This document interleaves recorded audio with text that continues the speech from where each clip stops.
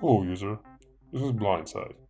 So let's start this week from our traditional BTC USDT TA analysis. So actually I don't have that much to say this time because as we can see we're still in flat.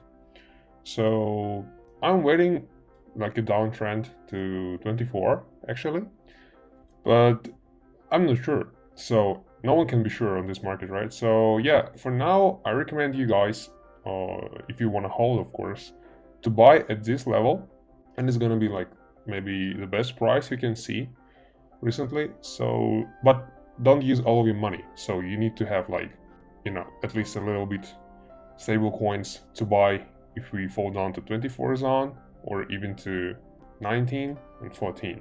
But I'm not sure about this, it's too much for everyone. So I hope that we can bounce from this support because it looks super strong at this moment, and we will see the Bitcoin at 40 or 737 down maybe after a month or 2 months. So for now it's pretty hard to say where Bitcoin gonna go. I guess no one can say, so just be careful and use a little part of your stable coins to buy every time Bitcoin is dropping. So, what's going on with altcoins? We want to share with you one important detail that you should pay attention to when choosing the coins you want to invest in, user. This is a circulating volume of coins. What are our hamster brothers looking at when they want to make a billion access? They open the chart, of course. Let's take a look on Ontology, for example. So what they see? They see a beautiful peak at the start of trading when the price reached $10, and now it's only $0.3. The project is excellent. At times it was in the top 100 CMC. You have to take it. No. Open the market cap. And what we see the capitalization of the coins in June 21st at the price of $2.6 is more than 2 times higher than in July 18th when the coin cost $10. It's simple. There are much more Ontology coins on the market, and in order to pump it up to $10, now you have to accelerate the capitalization to 10 billion. To be honest, it's unlikely to happen unless there is a super bull market. If you are looking at previous highs, you should always understand how many coins are in the market at any given time, or choose coins that have already reached the maximum possible circulation of tokens. Look at Atom. Here the price and the capitalization chart is almost identical, and it's more correct to rely on the values of previous all-time high. By the way, we are now at historical support and there are chances for a rebound, but do not forget that all traders who have even the initial skill of technical analysis see this. It will be very funny to watch it if after a small bounce market makers break through this support and will fly to the hell. So always have a supply of stable coins in case of such manipulations. So, how about shitcoins? The cost of kidney on the black market is about $46,000. There are 8 billion people in the world, each of whom has 2 kidneys. So, we can conclude that in the market capitalization of the kidneys is 736 trillion. It's absurd, right? But this is how CoinMarketCap and other well-known media consider the capitalization of Bitcoin and other cryptocurrencies. We take the number of mined Bitcoins, multiply by the current price, and voila, we get some beautiful numbers. Stop. And attentive users will ask, Blindside, you just this mad when analyzing all-time high for shitcoins, and now you're criticizing it. Yeah, in fact, there is no contradiction when analyzing the shitcoins. We are talking about the fact that over time there are many more coins. As for the Bitcoin, the reason for criticism is a certain percentage of lost coins that will never appear on the market again. After all, losing of cryptocurrency is not easy, but very simple.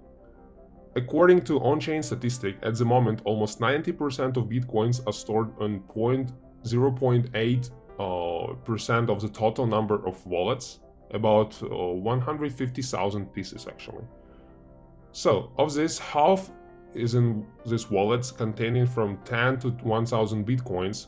Almost all of these wallets belong to the very first crypto enthusiast who received 50 BTC per block, and more than 3 million Around 50% of the total supply bitcoins from this group never set in motion. So what is the reason? The deaths of the owners, the breakdown of the computer, or the loss of the password? We will never know. So, our next potential shitcoin, GAM, tries to solve the problem of wasted funds I just mentioned. Welcome it, Serenity Shield. Serenity Shield making a decentralized system as one wherein any user can store sensitive information, wallet seed and/or secret phrases, centralized exchange credentials, etc., within a public and secure blockchain and with varied recovery mechanisms. This system can be utilized by the end user to first restore their data in case of loss of accesses to their sensitive information. Second, transfer the ownership of this information to specific users, such as heirs, in the case of an accident or death of the user. So, Serenity Shield will follow a DApp, decentralized app architecture, leveraging the immutable security of smart contracts paired with a professionally designed user-facing front-end web application in order to perform severaless functions as auxiliary services. So all sensitive user information will be stored in a virtual safe known as a strongbox, solely owned by our users and clocked in the highest possible security. From the moment a new user activates the Serenity Shield account to a recovery event being executed by the user on the heirs, their security is assured. Authentication will be handled by Serenity Wallet, a custom secret network wallet built on top of the Web3 authentication platform. This platform offers decentralized multi-factor authentication mechanisms, allowing users access to secure authentication systems known as single sign-on (SSO) for social networks, passwordless flows, and/or biometric devices. The beauty of this secret network and Serenity Wallet is simple: it's zero custody. The user will remain the sole owner on the credentials at all times. How it works, you ask? So, let me explain. The DApp will receive a strong box configured by the user and will proceed to divide it into 3 unique and encrypted NFT fragments, known as keys, to be securely stored on the blockchain. Once stored, no single entity, including Serenity Shield, will have access to this strong box or the information it contains. The first NFT will remain in the hands of the account user. The second NFT will be sent to the decided heirs. The third NFT and final component will be kept secured in a smart contract vault belonging to Serenity Shield. Only when the Strongbox activation policy is fulfilled with the smart contract, send the third NFT stored in the Serenity Shield vault to the heirs. With 2 out of 3 NFTs in hand, a user's heirs will be able to successfully decrypt the Strongbox and access to sensitive information within.